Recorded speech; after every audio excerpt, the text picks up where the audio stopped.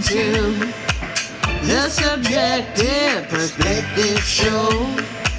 Season 8 is here for more, giving you what you've been waiting for. Season 8. Ladies and gentlemen, welcome on back to the Subjective Perspective Show, episode 159, here on the Be Awoke Entertainment Network. Yours truly, Nick TSP, here with another incredible featured guest who I know is going to inspire your consciousness. This is an old friend of mine who I am honored to have on the show. One of the greatest educators on planet Earth, along with being one of the greatest lyricists on planet Earth. He goes by the stage name Big Zoo. My old friend's name is Chris Finn. We are honored to have Chris on with us this evening. And what I'd like to do is go into a bit of a quick commercial break to start out with some of his music. Now, this is a song titled Grizzly. Chris will talk about it a little later when we get him on the show. I'll ask him about it, what went into it, what it's about. It's an amazing piece of art. When you're looking for real hip hop, you need to go to God's The Basement. Ladies and gentlemen, this is Big Zoo and Prolific One. The song titled Grizzly. We'll be back in a couple moments.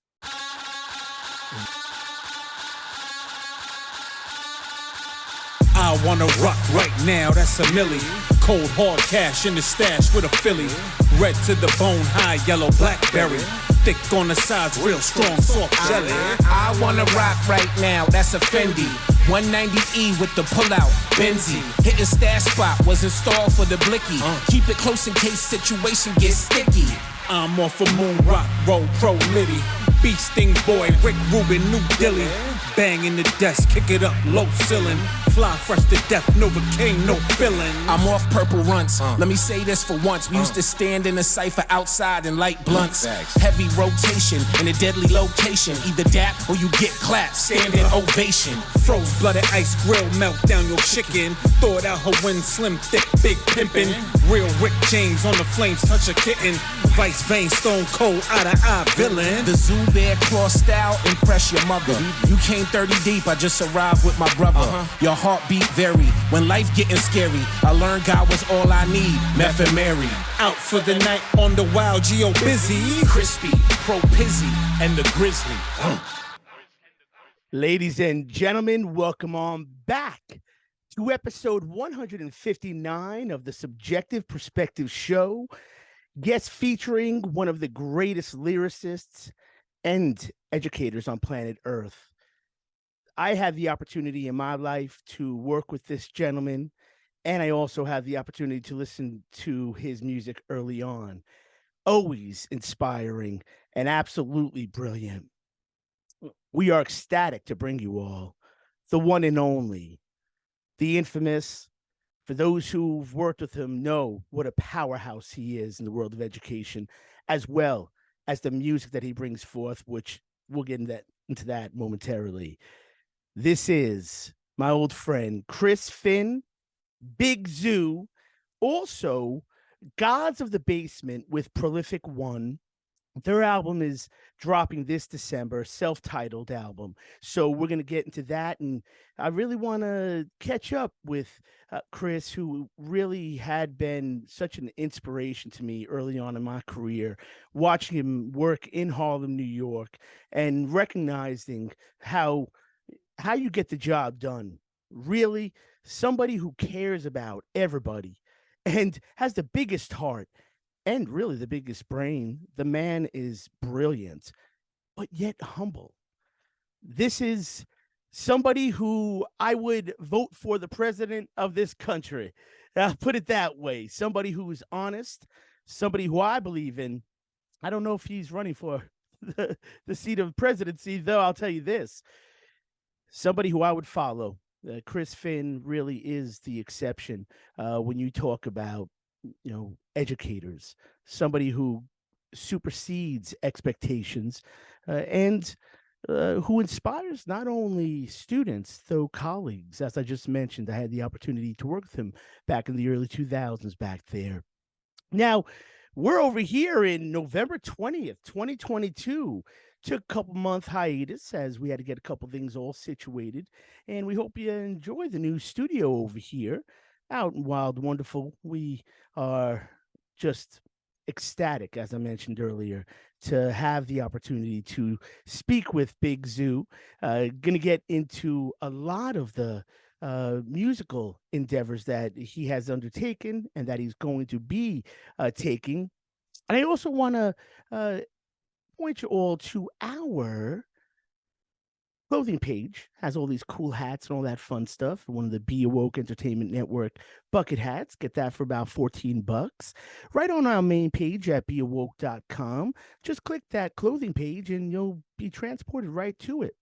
And it's pretty neat. Actually, we have a lot of sweatshirts coming on the colder months, t-shirts, even sweatpants and stickers and pillows and all that fun stuff. And we have it price pointed pretty well. So I think that's something that you could probably swing in terms of a gift for this holiday season if interested. Though if not, please know we are never looking for your bread. We are looking for your consciousness to be inspired by these incredible people that we have had on since 2013. It's unbelievable when I think about it. We've been on since August 2013. Gosh. And episode 159 brings us to, as I've discussed a couple moments ago, one of the greatest educators on this planet. Chris Finn really is that person who can make differences, who makes changes in such a positive fashion, in a way where everybody feels as though they're a part of the process. I had the opportunity to feel that back in the early 2000s. And I know a lot of teachers after that who have made points about working with him had said that he was just the best of the best. So we're going to get ourselves into a bit of a musical discussion momentarily. I believe in the world of hip hop, although we'll supersede that and go any direction we feel most motivated to, most inspired. As you know, that's how we roll. We're all about giving you different perspectives so that you can have an eclectic perspective, as we are the subjective perspective music duo. My wife, Lisa, big shout out to my brilliant and beautiful wife, Lisa TSP, the other half of all the music we put out, as well as the other half of all of this show that you're seeing here. She does the decorating, she does the scene, as well as all of the audio engineering. So without her, this person who's over here basically social engineering, just chit chatting a whole bunch, wouldn't have the platform to do this, as she really is the mastermind behind all of it. So we are going to also get ourselves into a really cool discussion, which I'd like to bring forth regarding the science of reaching people. How do we get into thought process? How do we get people to follow? How do we get individuals to believe in the words we say? That's a science, and something that Chris Finn, who we have on momentarily, has down. I mean, just brilliantly. It's incredible what he does. And that's one of the directions I'd like to go, because when we think about how you get into consciousness, we have to think of all of the different paradigms, perspectives out there, quite obviously, as we recognize many different viewpoints and many different ways of seeing the world based on whatever information we're taking in. So I'm fascinated with understanding how you get into human thought process, as I've done this for quite some time as well. Getting a moment to speak with Chris, who is going to be with us right about now, is an absolute joy. Ladies and gentlemen, our featured guest, Chris Finn, episode 159. Chris, can you see me, my friend? Yes, brother. Yes, Oh, yes, my yes. brother, Chris. Wow. Wow, Seeing my you man. now, seeing you, it's like stuff is flooding back to me. Wow, good to see you, Chris, brother. brother, first off, thank you for being so incredible with, jumping on, and being cool enough to come on the show. I was just introing you. We're recording right now, my brother, and I was just introing you, just letting our audience know how much you've inspired me. I mean, Chris, we worked with each other back in the early 2000s. I remember it like it was yesterday. So I've been referencing you for years, my brother. I've been referencing you That's for fantastic. years, showing. Listen now, come on. I'm showing you and KRS-One down, I think, at EO Dub, and That bro, was at EO Dub. That's one of my Olympic gold medal moments right there, that KRS footage. oh, no doubt. Oh, Chris, that freestyle was crazy. I got my bachelor's in social work, my master's in sociology. Sociology. I, You remember, sir. That was oh, very keen. oh, brother. Now listen, I learned from the best. And I'm Wow. not just blowing smoke, man. I'm not just saying that. We come from that New York side of life. I've had uh I can't wait to catch up. I'm gonna share everything with you. This is the Yes, first time brother. we're in our little home studio here, so this is really special for us. And having you on, brother, it's to me, it's blowing my mind right now because really, you've lived in me. Uh, you Mm, know, so grateful I had the time to work with you, my friend. And when Waiting for Superman came out, mm. dude, I mean, I'm like Yeah, seeing all the students. if you see Waiting for Superman, I think you freeze frame like one screen. I'm in there You're in for the like point cafeteria. 2 seconds in the cafeteria. Yeah, but it captured a really powerful experience in our lives, right? Like Harlem was Oh yeah. super hot, super heavy. Oh We yeah. were at the cutting edge of, an educational environment inspired by Jeffrey Canada, Oh, and it was a unique period of time. What years were we together? Do oh you remember the seven, actual? oh seven, brother. Oh Oh, seven to oh 07. eight. So September '07, August '07, I ended up getting very ill. I ended up Okay. contracting Bell's palsy. The whole Wow. left side of my face was paralyzed, Chris. And This was it shortly after that time? no, this was like July that happens. So I go Wow. the whole school year. We had junior, we had a shield. I mean, come Wow. on. Come on. Who is now, You I believe, calling out the kids. the Yeah. superintendent of HCZ, Harlem Children's Zone, everybody. I'm going too fast right now, Chris. I apologize, sir. I apologize.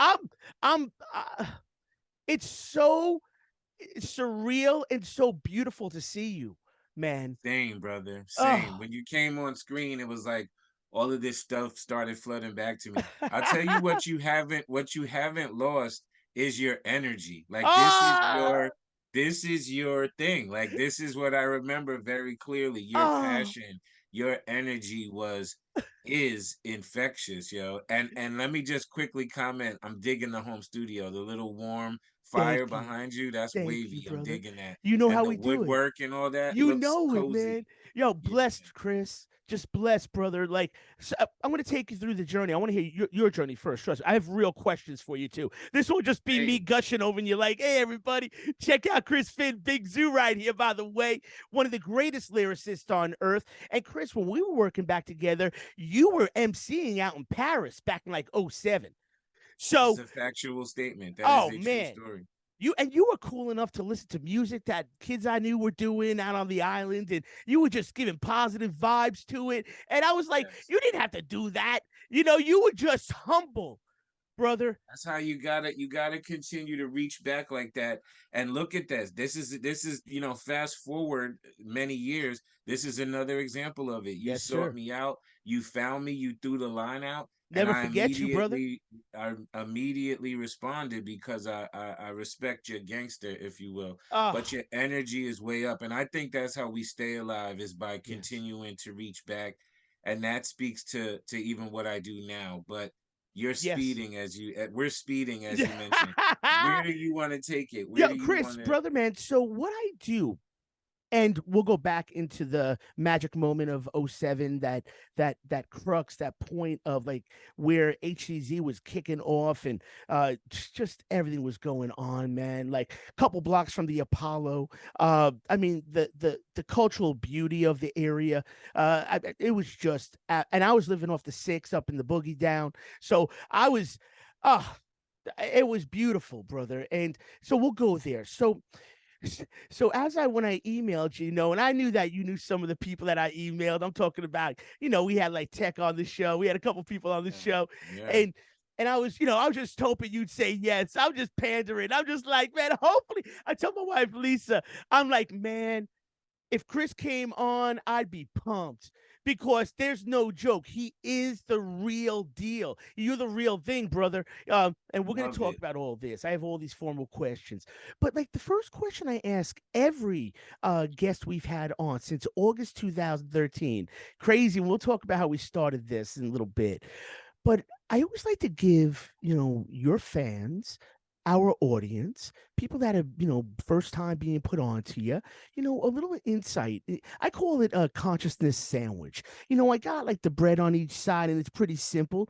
So you have some simple questions and then we'll just go a little more, fun, whatever direction we want to go, Oh, let's get it. and Let's brother, get it. I'm with you, man. Everything here is going to be love and it's just going to be you just letting the Excellent. world see. For I'm people who don't ready. know, I'm now they're ready. gonna know. My brother, oh man, got me pumped. So, Chris, first question, fine, sir. Where were you born and raised? I was born and raised in Teaneck, New Jersey. I definitely had a pretty privileged upbringing, which is unique as a black man. And it definitely has impacted the way I navigate because most of my career in education has been in very urban areas. But frankly, Teaneck, New Jersey is the birthplace. Now, at Teaneck, for people that don't know Jersey and know where Teaneck is, where is that in comparison to New York City, That or is like in really Newark? got you. That's right across from the George Washington Bridge. Newark is a little further south in New Jersey. Teaneck is what you would call North Jersey, surrounded by towns like Englewood and Tenafly and Hackensack. These are the towns that surround that area. So northern New Jersey, if you would imagine GPS wise, we're close to the George Washington Bridge on the Jersey side.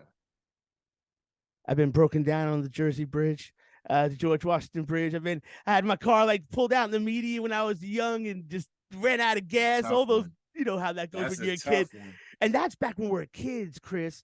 Back when gas was like 80 cents. Oh my goodness. I was a student at Rutgers.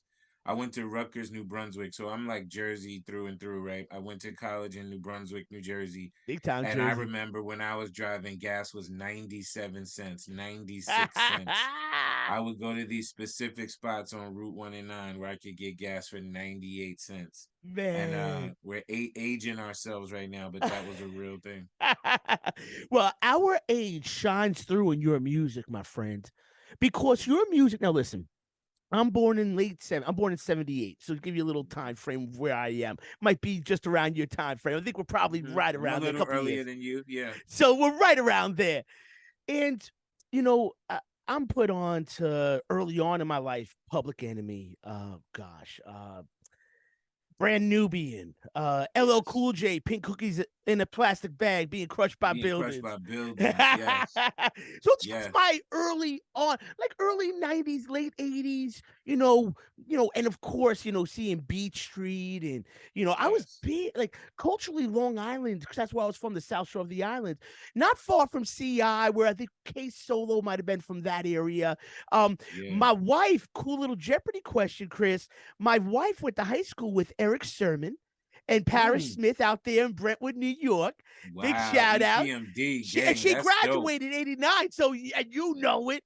Yeah. Oh come on, the crossover. That's my era. That's my era. Frankly, it's interesting because when you unpack it, even for people like in Long Island, sometimes people would say this to about Staten Island, is that when you're right outside of the city, you have this intensity too. You're Yeah, not right really on. in the middle of it, but you're you're feeling, you're on the periphery of it, and as a result, especially you in the get to 80s and kind of 90s. 80s and study 90s, it. Oh forget it. man, that was my era. So yeah, that sensibility still lives in my music. You know, I don't subscribe to a lot of drill music or trap music. It's definitely organically who I am, but the messaging and the consciousness I think makes it universal. So, you know, I have children too. I have a 19-year-old daughter, I have a 15-year-old daughter, and God bless frankly, them. God bless yeah, everyone in your family. music, thank you, brother. Music has been our code language in the house. It's been our ability to communicate. So I still stay tapped in to what's, you know, popping. And I'm influenced by it as well. You know, I try to meet my audience halfway. You know, not everyone wants to be like preached to, nor do I. But I can't get away from making like conscious, thoughtful music. You know, it's just that's in my DNA. And it's from that era, like you described. And Chris, we came in from a commercial break and we were playing Grizzly. So that's off the self-titled album dropping in December. And That's you know, correct.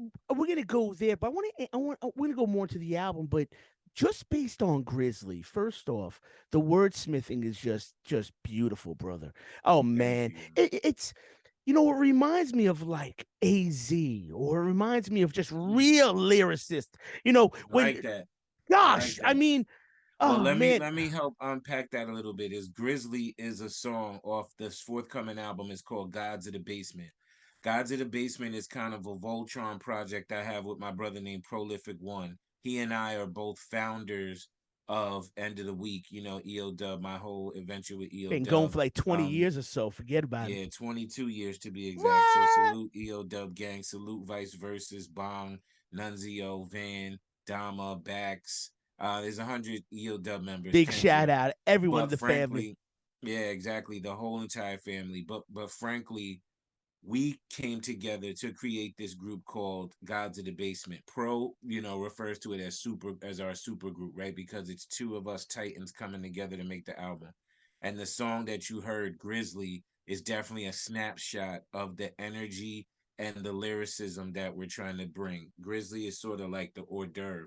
So the album is Haha. magnificent. You know, I think you've earned yourself an exclusive listen to the album. So when we get Ah, off of here what? today, I'm gonna send you a secret link to the album so you could Much really dig into respect, it. brother. What? But it is definitely super progressive. It's super hard. It has lyricism, thoughtfulness. It's ebbs and flows to the Oh album. man. So I'm Thank incredibly you. proud of it. Yeah. Thank you, brother. Thank you, my friend. Oh man, and Yeah. listen, I will not share with anybody. Just me, myself, and I. Who that? Who's that? Me, myself, and I.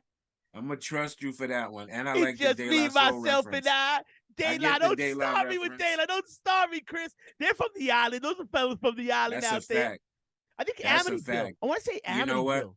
Since you mentioned De La Soul, I have to say that's a group that was pivotal in my hip hop history as well. Mm-hmm. And part of it was because I believe they were from LI, right? Like they didn't have the exact same lifestyle Strong as some of the Island. brothers that were on wax. And very much it mirrored my Jersey upbringing, right? So we shared that and they were being a little different. They were being a little left of center. And it really resonated with me. So De La is one of my, you know, Mount Rushmore type of hip hop group. And Chris, I mean, I just gotta throw Naughty by Nature out there. I know they're probably Jersey, probably from they're total Jersey. Where are they from? Newark? they are. They're from Newark, East Orange. You know, they're in that realm. And you know, Chris, growing up, I mentioned a couple of, those that inspired me. You mentioned a couple of those that inspired you, but who was it that first got you into like really locked into hip hop? You And know like what? when was it, brother? Like This early one I 80s, mid attribute. 80s? Yeah, this is again another Rutgers connection, and it's connected to my sister, my older sister. She's 8 years my senior, and interestingly enough, brother, her name is Lisa. So this is my Hey, sister shout out to Lisa. now. Is her middle name? Gotta ask. Is her middle name Marie? No, no, Okay, she's not. She's not a Lisa Marie. okay, that's the But missus over here. her first name is Lisa.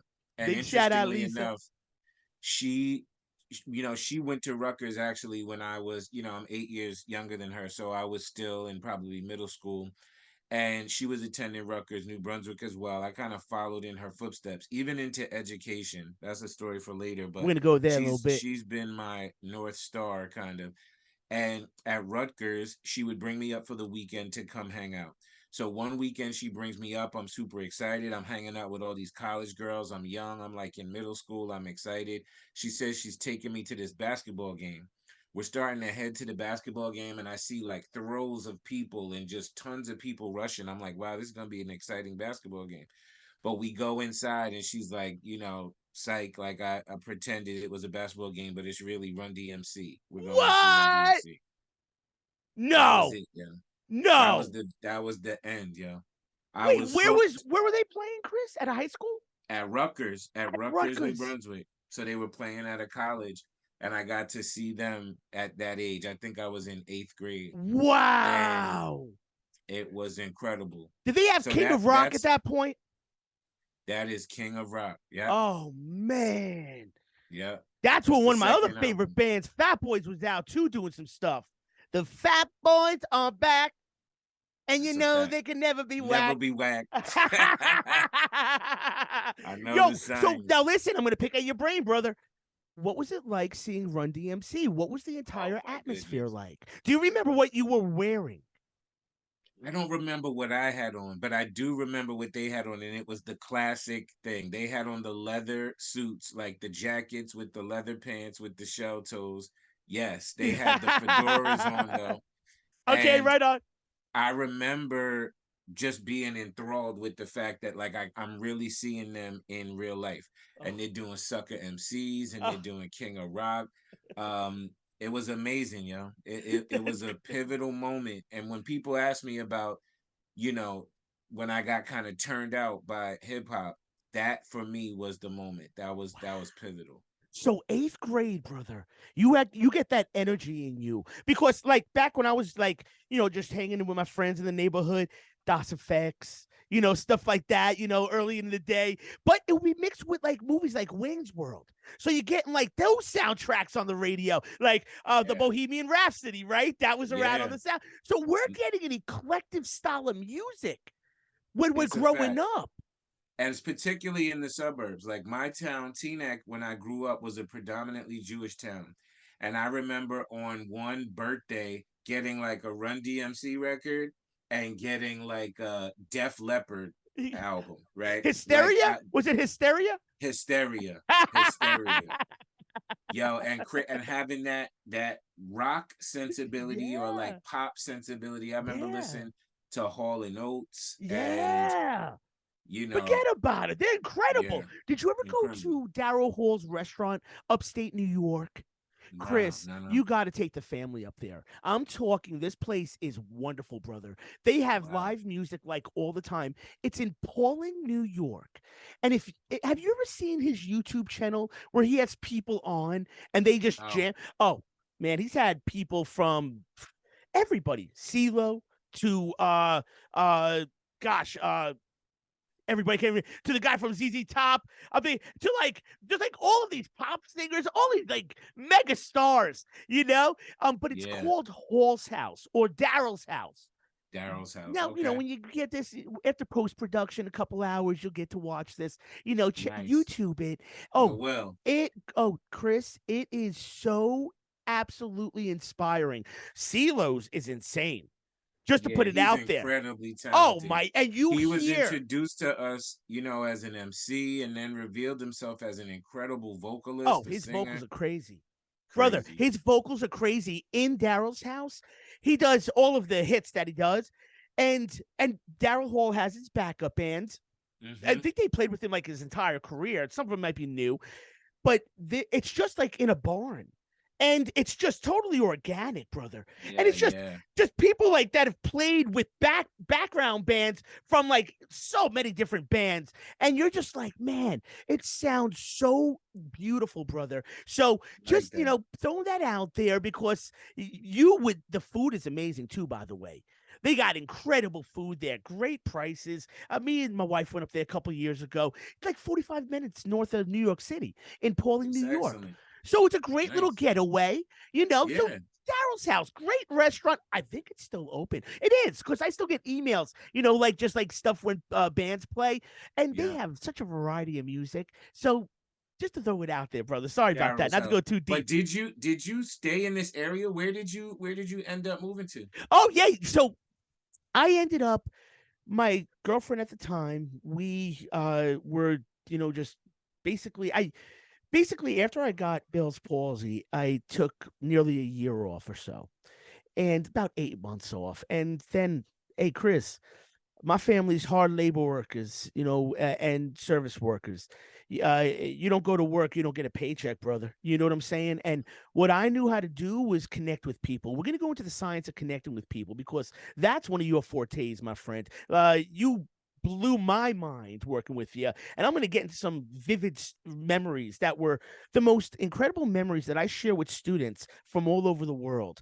And Want to I'll hear talk that, about brother? that. Chris, trust me, people know who you are that have been in front of me, brother.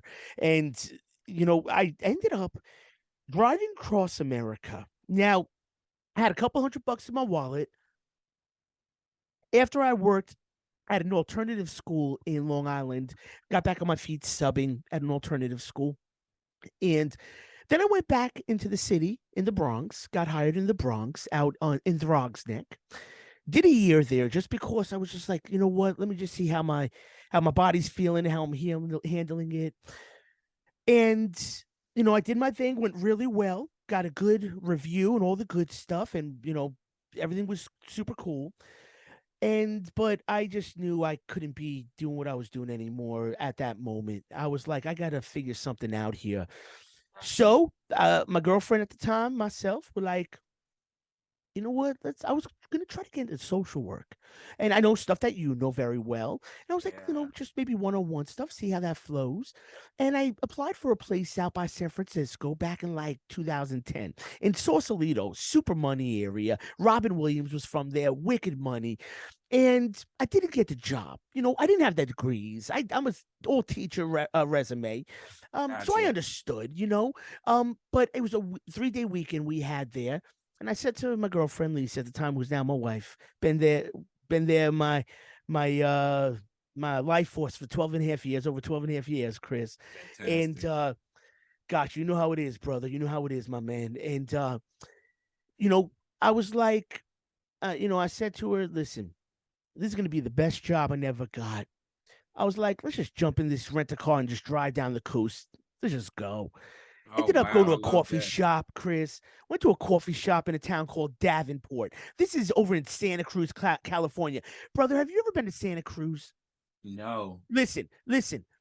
Just know you got connections now, brother, through me with Silicon Valley. Incredible people there, brother. Incredible people, and you could do incredible work there. I looked at what you're doing with Freedom Inc. We're gonna get there.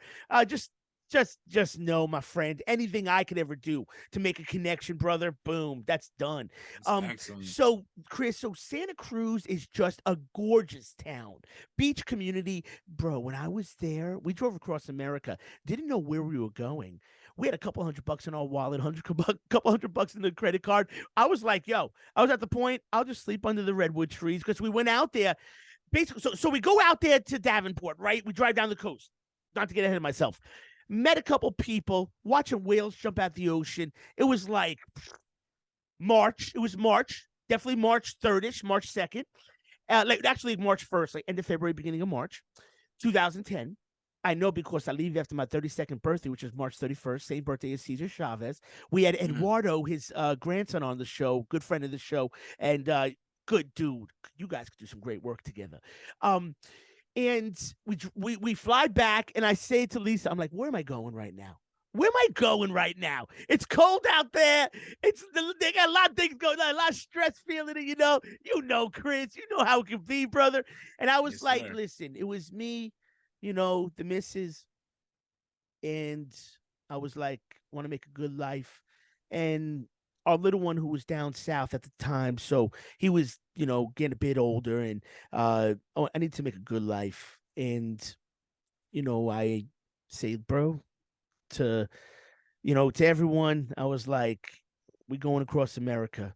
I put a resume in to work at a college. Ended up getting accepted to this college, and they were going to give me one class, Chris. And I ended up hustling, got there, ended up in Wyoming, driving across America. My Lisa had a phone at the time. I didn't even have a cell phone. And, everybody's like, what are you guys doing? I was like, it was an act of desperation, Chris.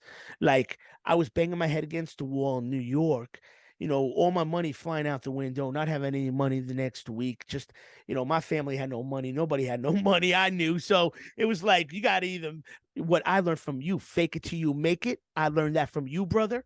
That was a beautiful speech you gave to us. I'm gonna reference a beautiful speech you gave to us. And I got hired to work at a college, and I knew everything that was going on with me physically, yada yada. And what I was like, you know what I gotta do? I was like, let me just get out there and see what this college gig is about. Got out there, started working, ended up getting a bedroom in a trailer, right? For $400 a month. Now, Chris, this was different than any trailer I ever saw in my life.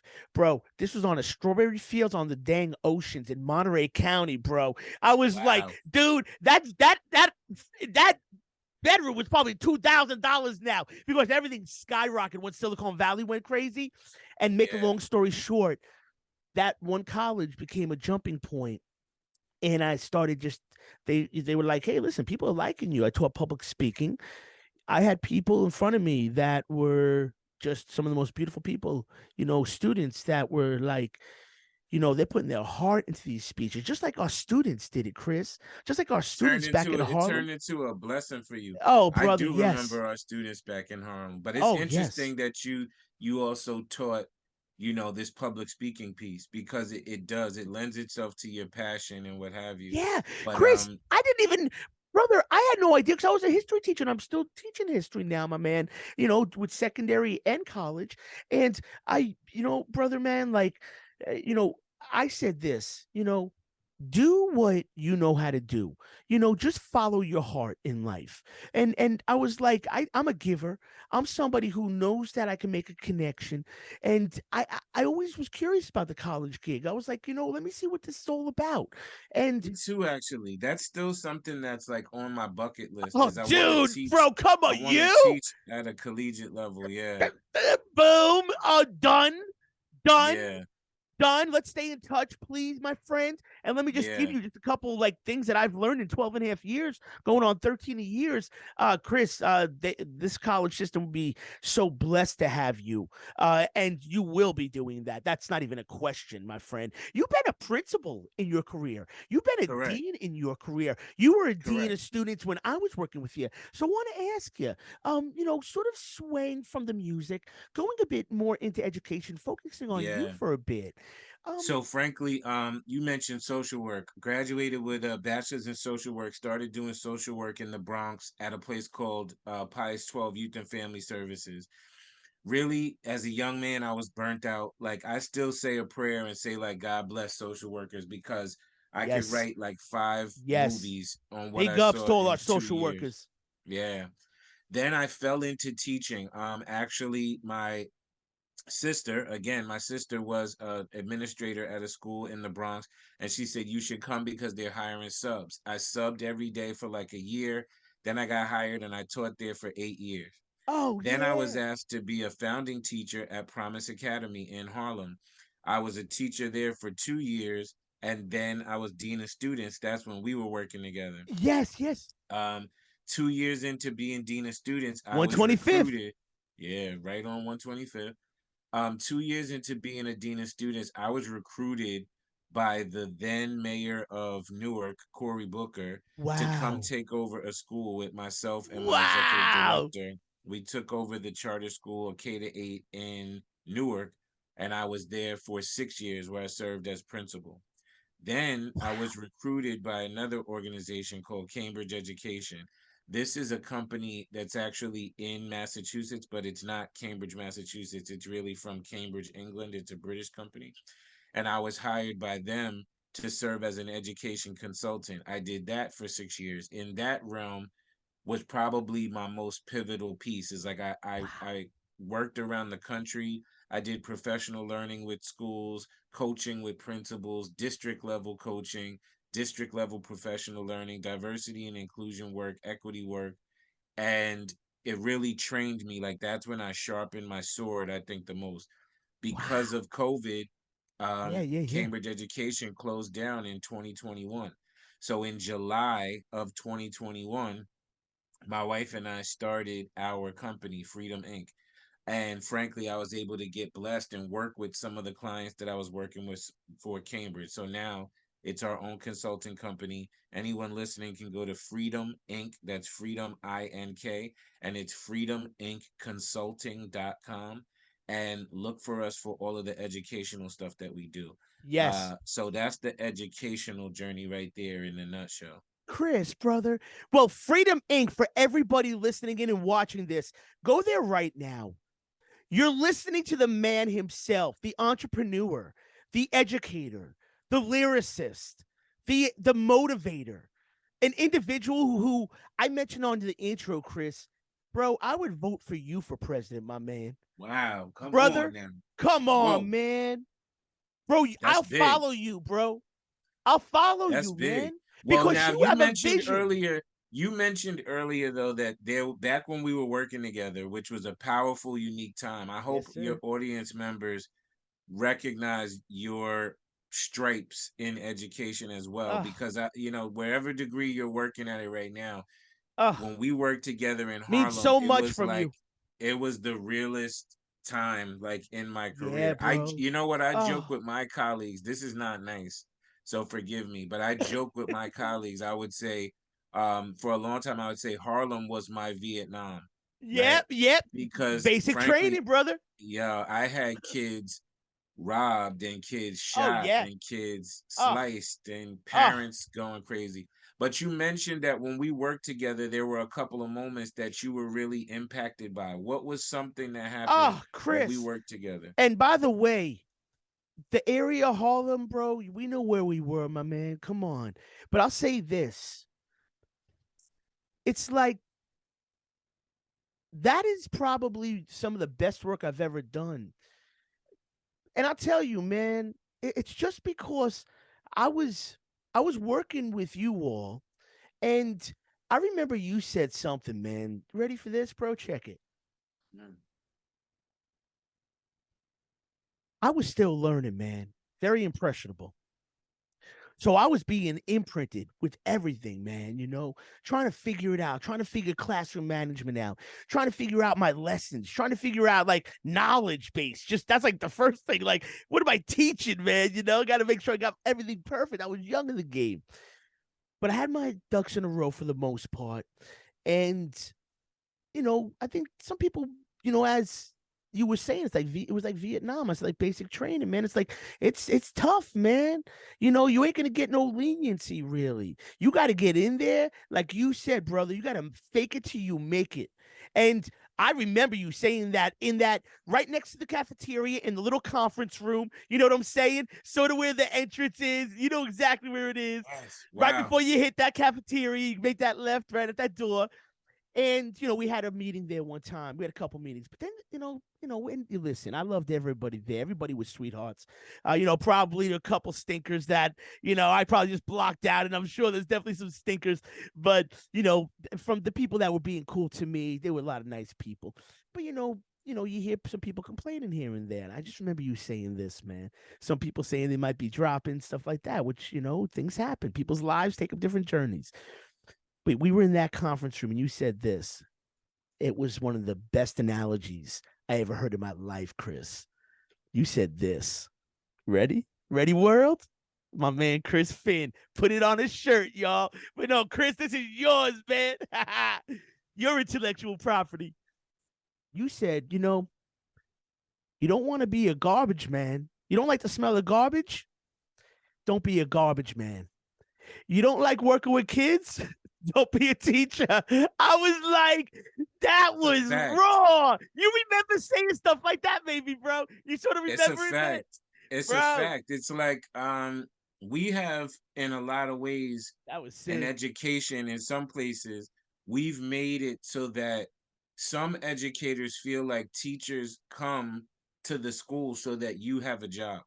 Yeah, It's the opposite, yo. yeah, We are in a service profession. We are that's right. in service of these students. You know what I'm saying? And if you don't like making that happen, then don't come into this profession. It blows my mind sometimes throughout my career when I've realized that certain people have felt differently. So for example, I'm a school principal. This is in my first year when I came into my principalship in New Jersey. I'm in Newark, and there's a cohort of kids that the teachers are all sick of. These are kids that misbehave, these are kids that talk back, what have you. So they come to me. It's almost like they were coming with like picket fences and like torches coming to like come to my office, Yeah, and man. they were like these 18 kids have to go. Like these 18 kids have to get kicked out.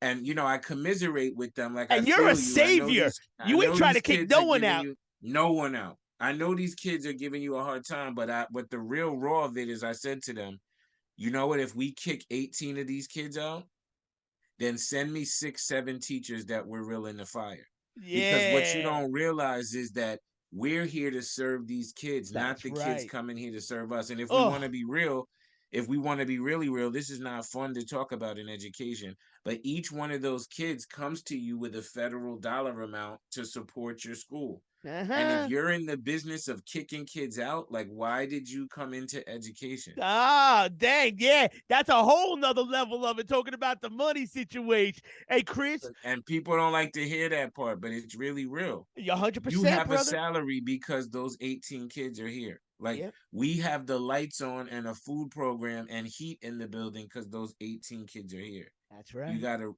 realize what you're doing. And Chris, man, I got into teaching, bro, back in '03. You know where I started, dog? And I'll never forget in that same conference room, Jeff Canada telling me this personally, Oh bro. my He goodness. said this to me. So I started in '03, and I'm out on the island. I'm out there on the island, I'm at a private college which closed its doors just because they couldn't keep the funding up. Dowling College out there on the South Shore in Oakdale, you know. So and there's a school out there which was like my size school. I was from Blue Point, and Wine Dance was like played us in football. So, we had, Wine Dance come out, we go to Wine Dance, and just one of the teams that we knew. So one of the great MCs coming out of Wine Dance. Not sure if you know, not to put you on the spot at all, my brother. Is that Rakim? That's Mr. Rakim, my That man. is You just won the the R. prize. You Come won on, that yo. Don't get me on prize. my Rakim You trivia. showed your true knowledge, kid. You The got to know where God, the man. God is from. Come Yeah. on. So I was teaching at the Wine Dance Middle School, Milton L. Olive, for my student teaching. Now, gotta shout out this name because I've been looking for her. Miss Odessa Cotton. Your name shouted out now because you are the real too. I'd love to have you on the show, Odessa.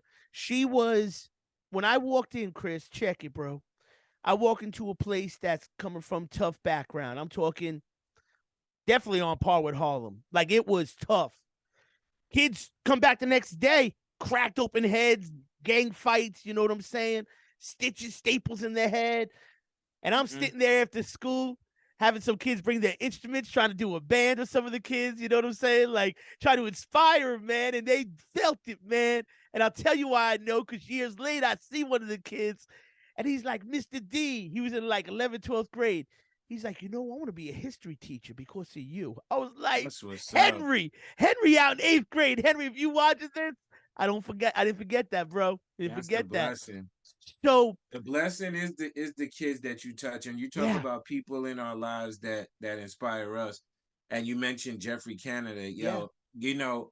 big The shout other out. reason why He Harlem graduated was Wine Dance. He graduated. He told me personally. That's why I just want to throw that in there. Sorry. salute to Jeffrey Canada, because again, you talk about, or I was talking about how it was the Vietnam, right? But also for educators, that schedule, that calendar year at Promise Academy was Year tough. round. We worked really year round. Yeah. There are some schools that have 2 months off. I think teachers might have ended up with like 2 weeks off, right? Yep. Or like a week off. Yep. And I used to tell my wife, this actually happened 2 years in a row.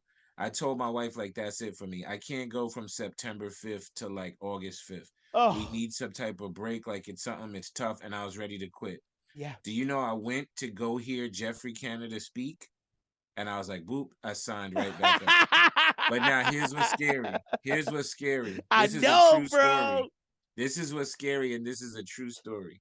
The next year, I'm fed up. I'm like, this is too much. It's beating me up. The year is too long. The politics at the job are tough. Like everything is like a grind. I go see Jeffrey Kennedy speak, and I signed up again. 2 years in a row. Yo, He just what? inspired me to be like, oh my Dang. God, this is a mission. It's bigger Yeah. than me. I was It's gonna say bigger that than word. us. He has a mission he's on. I was gonna say that exact word, Chris. It's his Yeah. mission, man. And watching his TED talks later on in life, looking back after waiting for Superman, seeing all our students, seeing like a shield writing on the board. I'm like, dude, and seeing like everybody, man, everybody we worked with that year. It was like mind blowing, and it made me feel so proud of the work that I did there. And Yeah. I've obviously had to leave because I was way sick. I was having a mega issue, and I was out for the count for like half a year, and Yeah. and I had to ease myself in subbing and yada yada, and then that all ended up going out to the West, and boom, doing the college thing. And Chris, I ended up creating courses at a school just south of Frisco. Big shout out to Skyline out there. And I created a course with the directors titled Introduction to Classroom Teaching.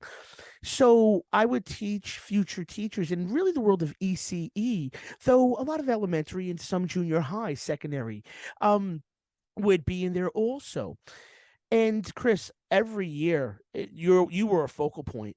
Like every year, brother. Like I made it a point to talk about who you were, how you did what you did, and just literally showing your KRS-One rhyming, because I was like, listen, you could be like this and just talented, just like you wouldn't think somebody rhyming talented like that is on the front lines, teaching every day, servicing your communities.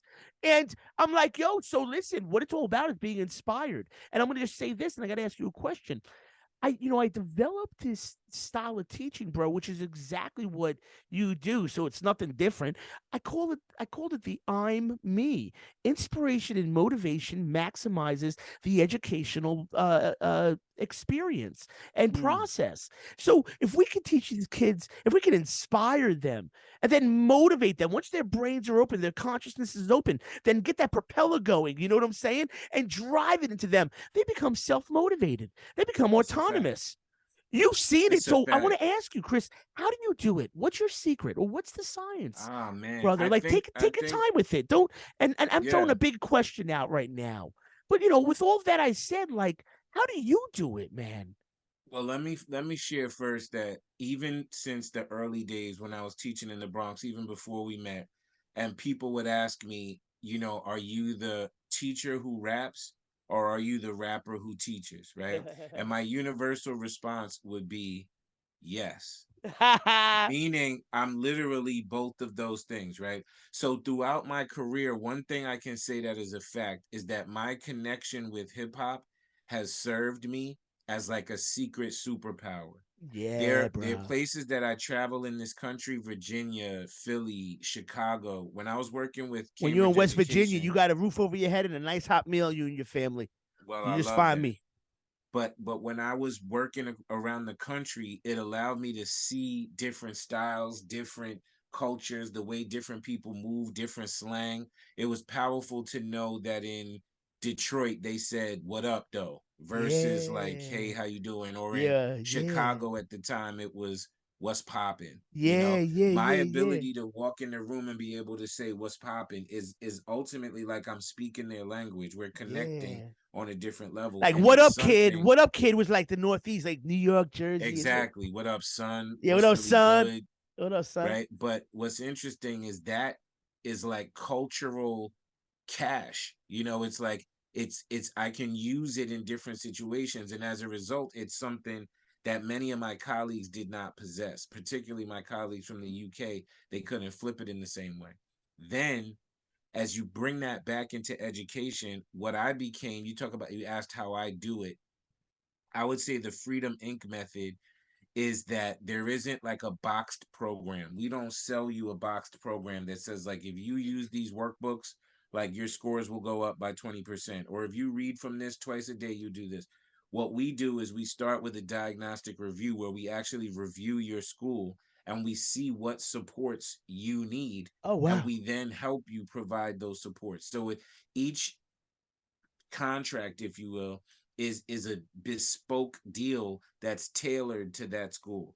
Because I frankly, Nick, Wow. I've worked on the same school. I've worked on with two different schools, like on the same street, and they needed vastly different things to be successful. It's like Like, you the mechanic, bro, of like education. Like the best in auto a way, mechanics, that's a they good know how to. analogy. They know the like. So they have a car comes in, they got a radiator issue, and like a hose issue. That's right. But then you got another car comes in, it's the carburetor and whatever else. Yes, So that's a you good analogy. contract each of the major parts of that institution, just like the entire automobile. Whatever that automobile needs, you're the master of. You're the proficient resolver of. In many ways, Dang, yes. that is brilliant. It might reveal that you need more special ed support. It might reveal that you need more support with writing in your curriculum. It might reveal that your leadership needs some strengthening, some bolstering. It might resolve that your PLCs or your small group instruction needs to be revamped or updated. And frankly, that's just one of the many things we do. But you asked That's me about my amazing. style. I think that's it. And I'm a product or a student of many different ways of thought. And one of them I'll just shout out is a actually her name is Zaretta Hammond, Dr. Zaretta Hammond, and she wrote a book Big shout called out, Dr. Hammond. Culturally Responsive Teaching and Learning. And in essence, it's about making the curriculum friendly to students, right? Is use stuff that they really know about. Like, you live in West Virginia, rather than talk about like the two Australian mole rats were walking, you say like the two store owners in West Virginia on so and so street were XYZ, something that Yes. you could directly Personalize. connect to, personalized education. And that's where I lean as well. So Yeah, I'm a likewise. student of Likewise, multiple brother. styles. I'm Chris. I'm Yeah, the same. I'm cut from the same cloth as you. I'm cut from yeah, the same cloth, brother. It's we grew up the same time period because Chris, we know the world, bro, before all of this. yeah. Before that thing, I get this will also show you my time frame. This is my case. Woo! That's my case right Not the there. Game You know Boy. what I'm talking about, brother? So, like we know the world before these gadgets. When you actually had to ride your bike or walk over, to the next apartment, the next, home and be like, yo, are you there? Is this cat there? And if they weren't there, so be it. You maybe have to go to this place, a park, and maybe you find some people there. That's And a fact. ain't it There was crazy? no man. That's interesting because we've had to adapt our education domains as well, because our kids have become so technologically savvy that we can't teach them in the same way that we were taught. You know what Yeah. I mean? It's a different world, so we have to adapt and evolve as well. Yep. So I'm not anti-technology, right? But I do get your point. There's a certain worldliness that we gained by nature because we had to literally be outside. Yeah. And And it a lot and of our kids don't have that. yeah, Chris, and it goes it goes both ways. It goes the way that someone could look at it like, hey, the technology made everything crazy. Some people could say, well, it helped us with this aspect, boom, boom, boom. And I'm just like, I just think it's fascinating, Chris, when we think about it, my brother, and we're like, okay, how were we shaped? How were we sociologically molded, um, and culturally molded by way of having to actually go and see somebody face to face and Yes. talk to them, and really like That's powerful. exercise. Now you just hit something. That's one thing I think where we definitely had a leg up because we did have to go physically interact, right? We had to go physically meet and greet people. I can't tell you how many times, even now in my older professional life, but I meet people where their resumes just look dynamic. They got so and so from Princeton, so and so from NYU, so and so from here. But Nick, they can't like look you in the eye and shake your hand and Yeah. have a conversation or like Like, say what good morning, up? bro. I know. Exactly. I They know. there's something there. There is something there that I think has changed over time. It's fascinating. You ever watch Mhm. or listen to David Goggins? That name sounds familiar. Okay, so listen, this is a must for you, brother. Goggins, you and the entire family, whenever you need a dose of inspiration, this is the 36th African American ever in Navy SEALs history to be a Navy SEAL. This man is Chris. I Um, just wrote it down. it just you just YouTube him. You'll hear a crapload of his motivational speeches. Watch him give one of his interviews. Uh, Yeah. the man ran 100 miles, the last like 30 miles on like broken feet, shin splintered. Like the dude just taped up his feet, Chris, and I'm not kidding. He really did this. This man was from Indiana, dealt with his father abusing him his entire life. He ended up being like 300 pounds, making like $1,000 a month, spraying for cockroaches from what he had said. And there's nothing wrong with that. You know, whatever you want to do in your life, is that what you want to do? That's cool. But he felt like, man, there was something more. He was watching Discovery Channel and there was a Navy SEAL thing popped up. And he was like, dang, I want to do that. Went to like 7 Wow. different officers. They were like, yo, you got a problem. You're not going to make it. First off, you're 300 pounds. The other part, you're black. That's what they said to him. And that's what he said that they said to him. So you're going to hear him say this because there's Yeah. only been 35 African American Navy SEALs. Well, now, bro, Chris, He was driven. He dude, made it happen. dude. Wow. So he did it after being in like Hell Week, which is like 6 months long or something like that, 3 times because he didn't do it the first 2 times. Just he's walking inspiration, my friend. That's a fact. That Oh, story is Chris. incredible. Oh, Chris. Oh my gosh. Yeah. I get the chills when I think about it. And I tell all my students about him and all my colleagues also. And I'm like, you guys know Goggins? You got to check out Goggins. He's the talk of the town right now, Chris. And, listen, I know almost on the hour, but I was chit chatting. So if I could just have a couple extra minutes, I have 3 questions that I ask everybody that I Go for gotta it. ask you, brother. But I want to also say this first. You know, like you mentioned, Chris, working at the Harlem Children's Zone in 2007, it was it was so pivotal for me. It was magical. It was so raw. It was before the height of technology. So we still had to. Oh, you did so many of the coolest things, bro. You like we're in the cafeteria, you're like, yo, where my Haitians at? You get like Ernst, the shield pop up. Where my Hmm. Jamaicans at? Where my Italians at? And everybody was just like, here we are. We were one. We were a team, brother. That's what you did. And that's what I want now. I want a team like you created. Everybody loved themselves. Everybody loved each other. Come on. That's what I'm about, Love it. I bro. love it, yo. I love Oh, it. Chris, man. And I just want to say that you also said one of the things that meant so much to me, also. And you probably don't even remember saying this, but you were working on your master's. And um, I had a tough time in the class. Some of the kids were being silly. They weren't even being bad, but they were being silly. And the old moniker, like the old idea, like you got to swat the in teaching for classroom management, you got to swat the fly with atomic bomb. You know what I'm saying? You got to let them know. Listen, a little something. You got to make them. Hey, you can't do that. Just you got to keep your Hmm. classroom management tight. And the kids knew I had love for him and respected him. So that's why you could do it like that. When you got that, when they know you're Exactly. coming from a place of love and it's not a place Yes. of meanness Zaretta or Hammond. Zaretta Hammond calls it the warm demander. that's it.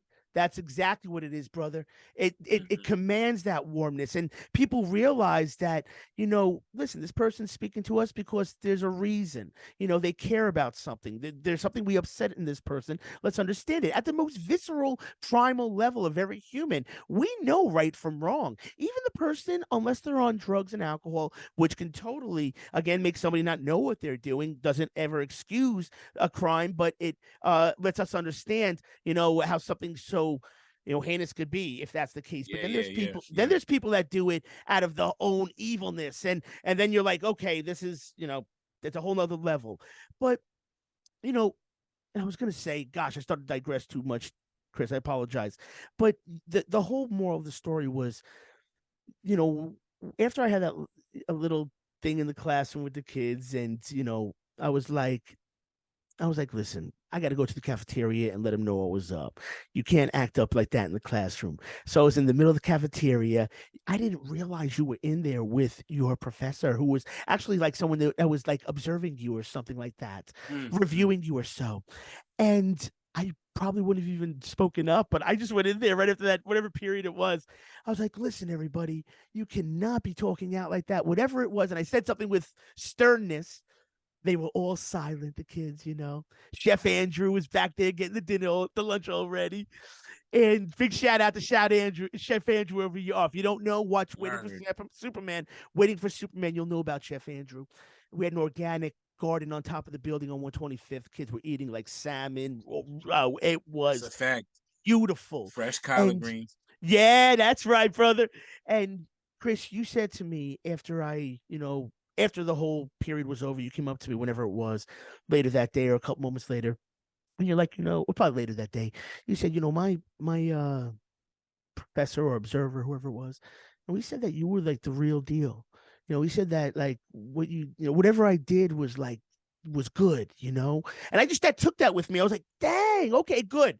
I did something right. I took that and I just registered it. Okay, now the way you just did that, that's acceptable. That's good. The kids were impacted because they were cool. They came back and you know Yeah. sorry, Mr. D, whatever it was. And I was like, don't worry, kids, let's keep moving forward. I think I probably rhymed a little bit. You saw me do it here. I think that's important. I mean, I think that setting the tone, we treat others how to treat us, right? And there are Yes. things that we can accept, things that we can't accept. And we don't have to take it to the level where we're beating people down or bashing them, but I think they see you're human as well. When they see that connection, they recognize that, like, oh, I really might have offended him. I really might have hurt his feelings, and Yes. I don't dislike him as a human. Like, he's pretty Yes. dope. Like, he's been cool with us. He's respectful. So it also helps break down that wall between teacher and student. Like, we're both human beings trying to live in this same space. So we might as well work in Yeah. a respectful fashion. Yeah. Exactly, Chris. And in education, you know how it goes, brother. It's like Jeff Canada said in Waiting for Superman.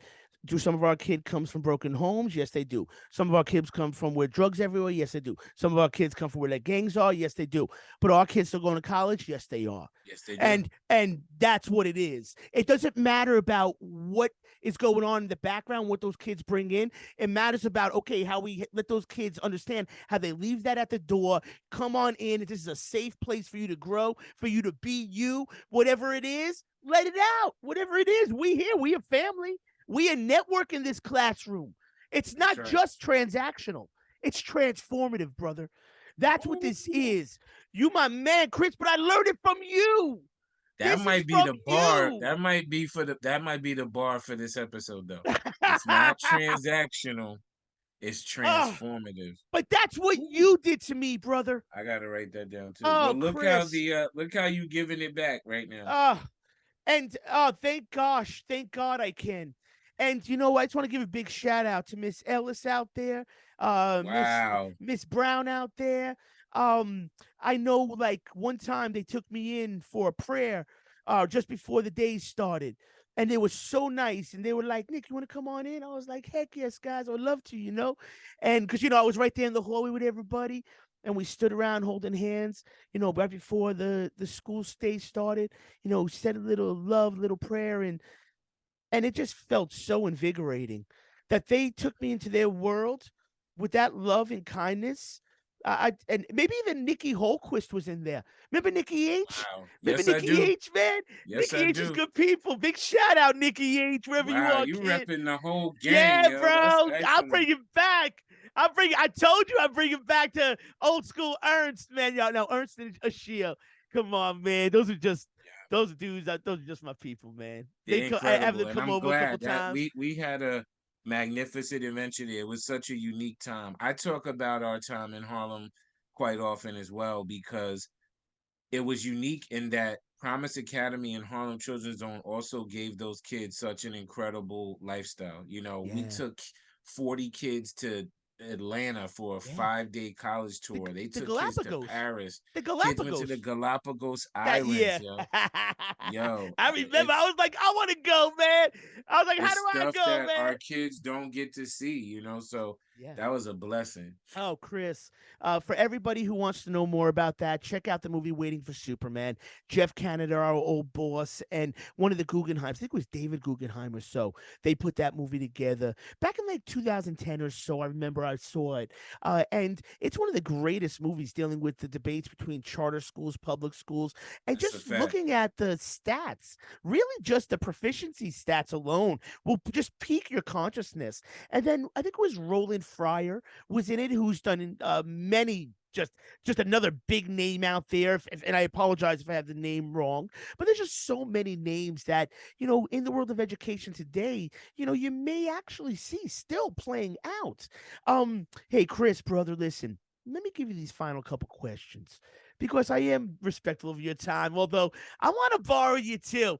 I want to borrow you for a little more, man, This can't dude. be our last It will conversation. That's not. a fact, you It and will I. not, sir. You But you already hit know me. where to find me.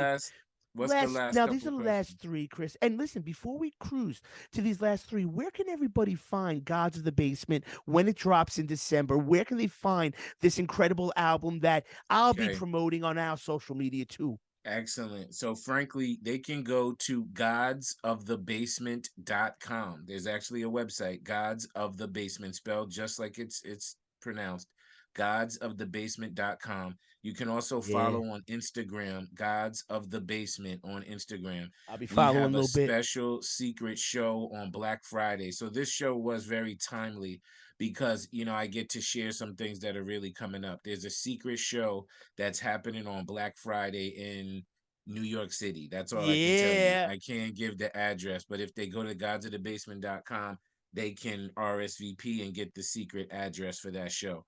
The album is coming out in December, and you can follow me at SunZoo7 on Instagram. That's SUNZOO and the number 7 on Instagram.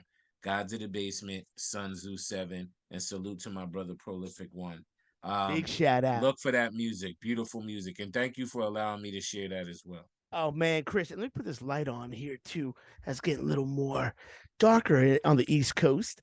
You know what I'm saying? Get a little lighter out. A little darker out earlier, I should say. Um, and I was looking for you on social media, so now I know where to find you. Thank you for Yeah, that. I'm that's it. excited. Sun Tzu I'll 7 be respect. hooking up once we're off of this. Um, so now, my brother, as we went many directions, that was the consciousness sandwich. We started out with the basic questions: where were you born and raised? Got into a couple really cool ideas and informative, inspiring. And now I want to bring it back to three basic questions. So this will take just 5 minutes tops, if anything. And I ask everybody these questions. The only person, Chris, I didn't get a chance to ask this to was a fella named Graham Hancock. Now, Graham has a show on Netflix right now, which you would love. You and your family would love it. Apocalypse, um, Ancient Apocalypse, and it's all about the megalithic structures all over the world, from Chichen Itza to Göbekli Tepe in Turkey to the pyramids of Egypt to all these mega structures, and like what you know all of the questions surrounding all of them. Such a good series. So we had Graham on like the day after he was on like the Joe Rogan show back in like 2013, 14. That was such a big deal for us. We were like, oh, this is really cool, man. About to have Graham Hancock on. He was just on the Joe Rogan show. This is super big potatoes for us. So, but he was in Northern England. The sound was going out, and we didn't get to ask him the very last question. So there's one question that we didn't get to ask him. I'll let you know what that is in a second after this first question. So the second question we didn't get to ask him, but the first question of the last three: what is your favorite? Now this is a little tough because obviously you're gonna have a couple, and you could list your top couple favorite book and author, and or movie and director. Book and author is really easy, and it's right here. I have several copies of it. It is called Invisible Man by Ralph Ellison. 100% my Ooh, favorite book. As I mentioned earlier, I went to Rutgers, New Brunswick. Sophomore year, I had a class called African classic. American Literature. I had a professor whose name was Ivan Van Sertima, and we read this book and unpacked this book. I actually probably have 6 or 7 copies of it. I'm at the point where when I see a different edition with a different cover, I buy it. And for super book nerds, Yeah. this is a third edition. This is a Oh very wow. classic old one that I What keep year is close. that, brother? What year is that one? Oh man. I know the book was written in the 60s, I but was gonna say sometime in the 60s. this one 67? is in 72. 72? Oh, good But it's year. originally written in 52. Wow. Big election 72. Nixon. That was the Hunter S. Thompson wrote like the Fear and Loathing the Election campaign Fear and trail of Loathing in Las 72. Vegas. Yeah. Yeah, Fear and Loathing Las Vegas. And then there was one he also wrote, Chris, called Fear and Loathing the campaign trail of 1972. And it was Oh all wow. about, I think it was the election with Nixon, and he was through gonzo journalism just made this whole crazy story, and it was a I'm a Hunter Thompson fan. yeah, I've read his work before. Yeah. yeah, and so that just 72 was a big year. Now The Invisible Man, one of the greatest books of all time, so that's a classic right there. It's a and classic. and And I just to want say, people to be clear, I'm so nerdish about this, is that you even just referred to it as The Invisible Man. This book is called Invisible Man thank because you. it's about him having no identity. It's Yes, not the story of the guy who drinks a potion and turns invisible. That's The Invisible Man. yes. Invisible Man by Ralph Ellison is different. So and all people out there, go peep it. and Ralph Ellison, one of the great authors coming out of Greatest modern of all America. time. And thank you for that one, That Chris. was an easy one. That one wasn't Oh, so hard. cool, cool, cool. And for everybody listening, Invisible Man, thank you for correcting me, my Yeah. brother. And see, there's another thing I just learned from you today. See, 20 years later, see, I'm still learning from Real, my brother, Chris real Fit. things. Come on now. So, Chris, now this is the question I didn't get to ask Graham. Now, take this any direction you want. Very simple question. I thought was probably the easiest question I could ask anybody. So simple that it actually evokes in the subconscious, ideas about that individual. So when people hear this, they may say, oh, like on this subconscious level, not even realizing what they're thinking, but they're feeling this interconnectedness because they're feeling like, hey, I have that same like as well. So question is, my brother, what is your favorite color or colors, and why? It's a green, and it's specific shades of green. I'm frankly mostly a fan of forest green, like this darker green. Over the years, it's interesting because I have 2 daughters and a wife. Their colors change often, right? Once it's light blue, and then it's pink, then it's red, then it's purple. It's this. Mine has, I've like gray, I like black, I like navy blue, but forest green has been consistent throughout my life. Now, forever and ever, I would attach it in my mind to like growth, prosperity, even money. Green means like new life, it means evolution. But as I grew older, I realized part of it is because I love the forest. I talk about forest green, but I love the forest. I love the woods. And I like the greenery that's evident in the forest. I feel like my most peaceful in the forest. Over a beach, over a lake, over a spa, I would rather sit in the woods, in the forest. Chris, first off, thank you for that, brother. That was beautiful. And down here in West Virginia, man, we have some beautiful things to do mountain wise. Please, down the road, I have a feeling we'll be entertaining you and the family. And Yeah, again, we have I'm ourselves a nice little envisioning that pad too. here, and Yeah, we're looking forward to it, brother. So that'll all go down. And when we get up to the Northeast, and get some time, yep, I definitely definitely would come love to holler see at you. us. And we'll do Right. some, face-to-face interviews too with Prolific Hmm. One. I would Yes, love to get you both in, and we'll do it face to face. I'll come into where you guys are. We'll bring in our mixing board and everything, and we'll just run it. excellent. I So it'll love be it. rad. It'll be rad, brother. We don't get now. Listen, we don't got the millions of followers. Quite honestly, Chris, I do this, bro, because this is a labor of love. It's an art form, long form conversation, as you know, as you're outstanding at it. It takes somebody who's interested in the world around them, and somebody who's sort of spontaneous, and somebody who has life experience to really keep the conversation flowing. And It's a fact. brother, I'm watching you do this now, and you have such an ease to it. You can bounce, oh you man, can pivot, but you're also good at giving the I'm other listening. person, in this Yeah, case me, giving them space and air to share. right That's on. sometimes hard for those of us that can talk a lot. It's hard Yeah, to give the yeah. space, but you're doing that well. Chris, thank you, brother. Before you answer the very last question, which is a cool word association game, take 2 seconds, but it's cool.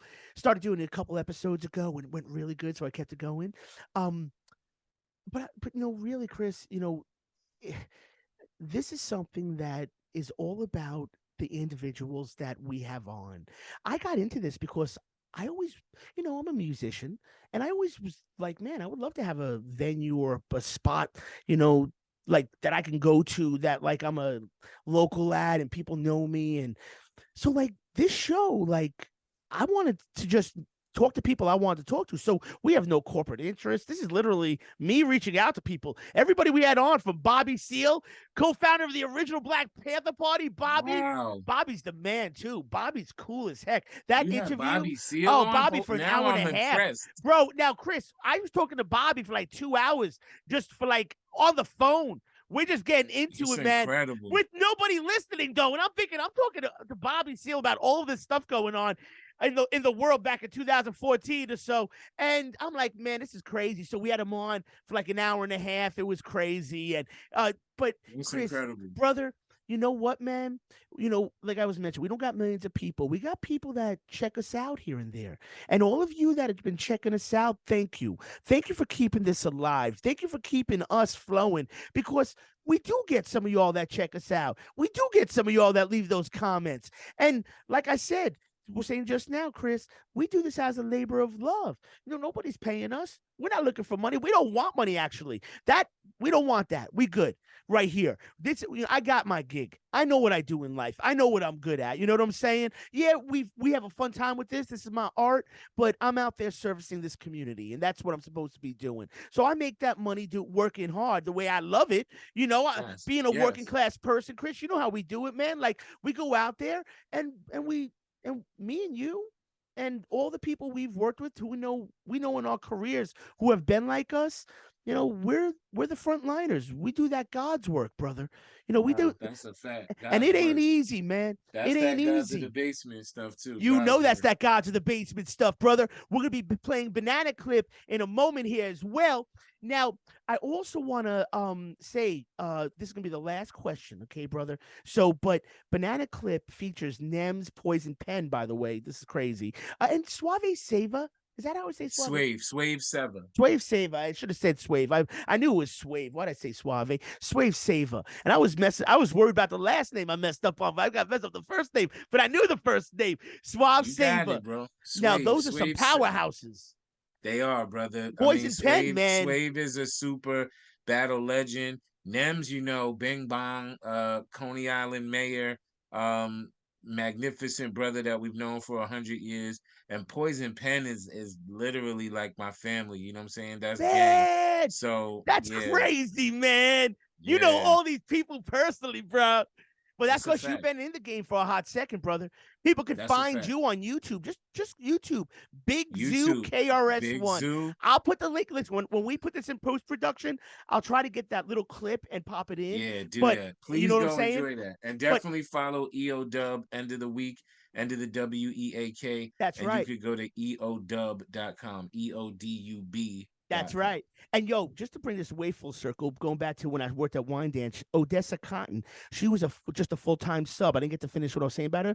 10 seconds here. I walk in, my first day student teaching, 2003.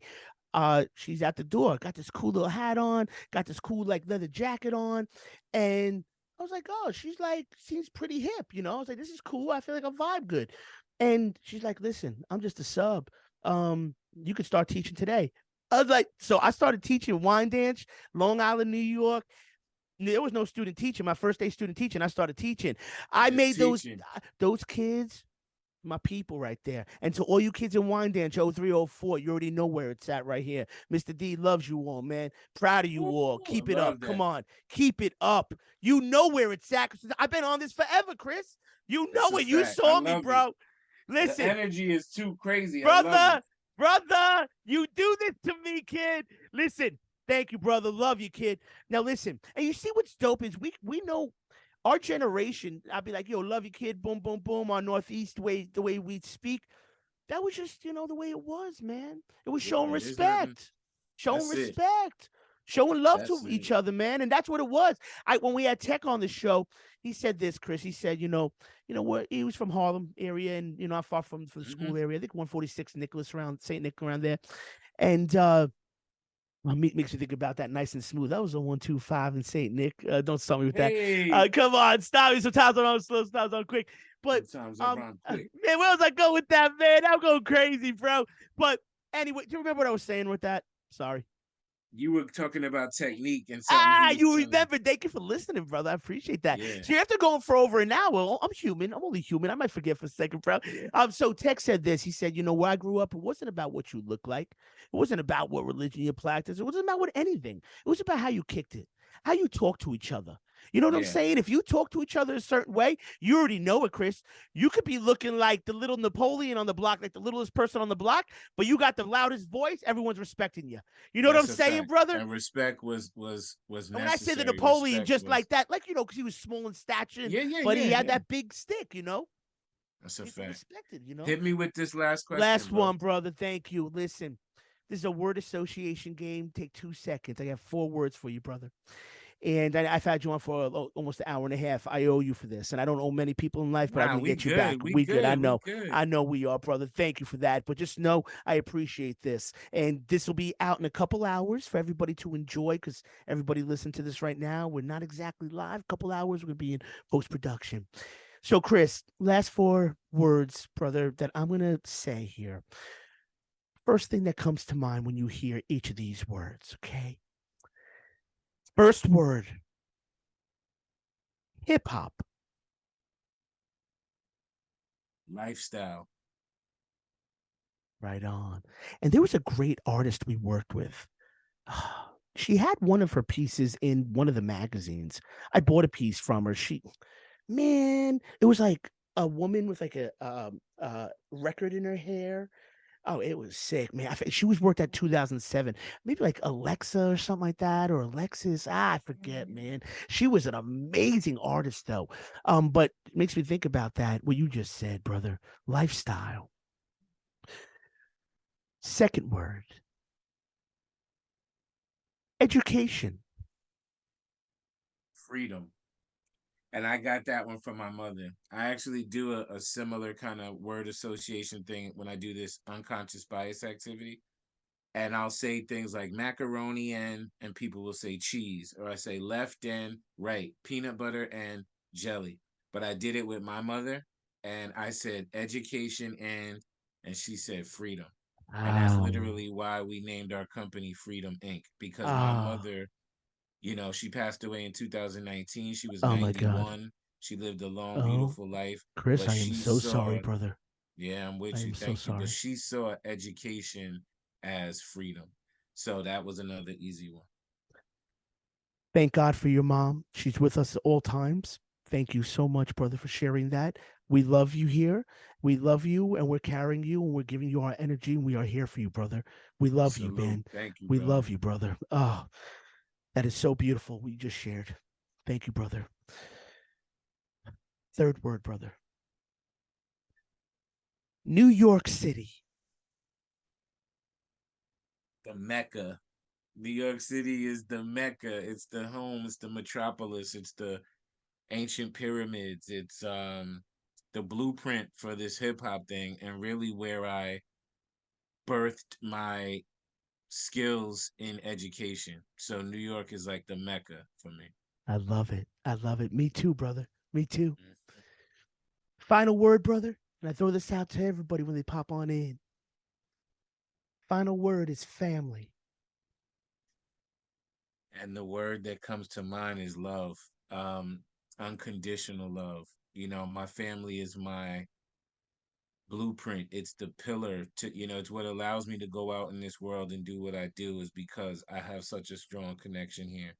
I will have been married now 22 years. Oh my, you don't even look 22. Get out of here, My bro. wife and I got married God in the bless, year brother. 2000. We've been married 22 years. We have a 19-year-old and a 15-year-old. God and bless those we're children. just eternally blessed. So family to me is love. And I love that you reached out, brother, and you brought me on. Chris, my brother, listen, we're going to go into a commercial break right now. Get you out to the rest of your Sunday evening. Please let your family know we are so grateful for letting us borrow you for this hour and a half. EOW, you know where it is. This is God to the Basement. And also, Chris, we're going into Banana Clip. Anything you want to leave the audience with Banana Clip, what this is all about? Salute to y'all. Thank you for listening. Thank you for being a part of this spirit experience. I hope something I said shifted your thinking or pushed you to think things in a different framework. Salute to my brother Nick, who reached out, threw the line out into the atmosphere and brought old friends back together. Salute to everyone who enjoys real hip hop music. And I hope you enjoy the project From Gods of the Basement. It's coming out December 2022. So make sure you look out on all your streaming platforms for Gods of the Basement. And we'll be Nick, promoting thank it. You so much, brother. We love you, brother. Chris Finn, this is Big Zoo. Go out there, YouTube this man. We'll be putting links everywhere now. Once this video is up, you'll be able to link to everything right below in this YouTube video. Chris, we're going into Banana Clips. Banana Clip. This is Gods of the Basement. Chris Finn, Big Zoo, thank you for everything, brother. We'll be talking soon. Thank you, Nick. We love you, brother. You inspired the heck out of me just now. That is my man, Chris Finn. This is Gods of the Basement, Banana Clip.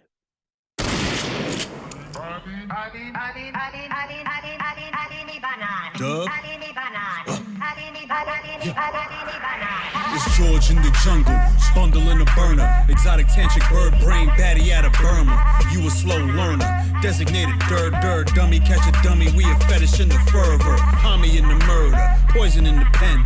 Swerve when we sever, EO dubbing on 10. Circle in the ring, hyperloop and Ming. Merciless, we flashy, African king. EO dub army, G.O.B. and Harmony. Work the bill power like a young ghost in Tommy. Little god body, mixed with hard body. Move like NYC underground Illuminati.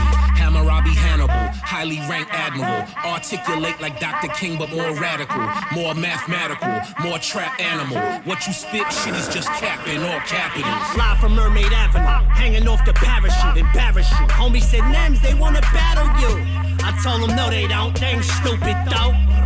Bang, bang, shoot them through the throat. They do this for a hobby, spitting little raps inside their cubicle. I smash this chick through her cuticles. Well, a word, that's your chick, get a cuter hoe. That's your cue to go. I'm a gorilla, but they all saying you to go. I already know that. Go get a ladder, hop up off my Bozak. Before I hit you with a whole smack. Oh snap, one punch will leave your whole nose cracked. Banana Clip, turn his brain into banana split. They ain't even know that man exists. The walking embodiment of bars, that is this. Fuck your life, ain't that a bitch? Chest swollen, I let some air out loud. If you don't take some of that air out now and keep it civil. You got an issue, you can air that out. Create a scene, I will clear that crowd. Choose your fights wisely, try me. One warning before the homie. That's me breaking every bone in your body. Then ain't nobody seen nothing. Last Steve remembered muzzle flashes and mean mugging. Live in the trenches, style on the benches. 3.5 and some swishes. Dive bar in the back is the habitat. Down the block from where some shit just happened. That homie go bananas. Plátanos in Spanish. Cheeks, I get a lot of those, I manage. Nah, you bullies cannot book me. Japanese porn, yo, your whole block pussy. Notion always outside, choking on the Zaza. Wildin' on the body and it look like Basa Basa.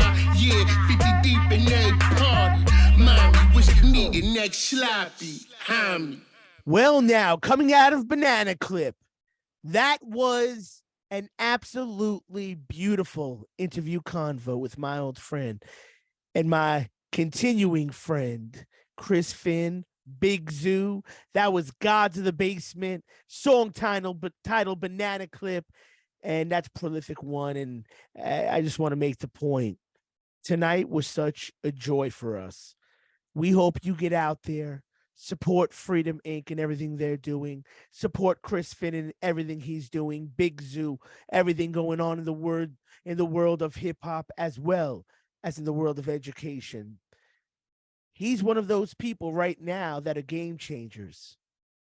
That's why we needed to bring him to your attention. And we hope you share this episode with everyone you know, because it's conversations like these ones that we're having that truly make this world a place that's united. It brings everybody together and understanding how we reach each other.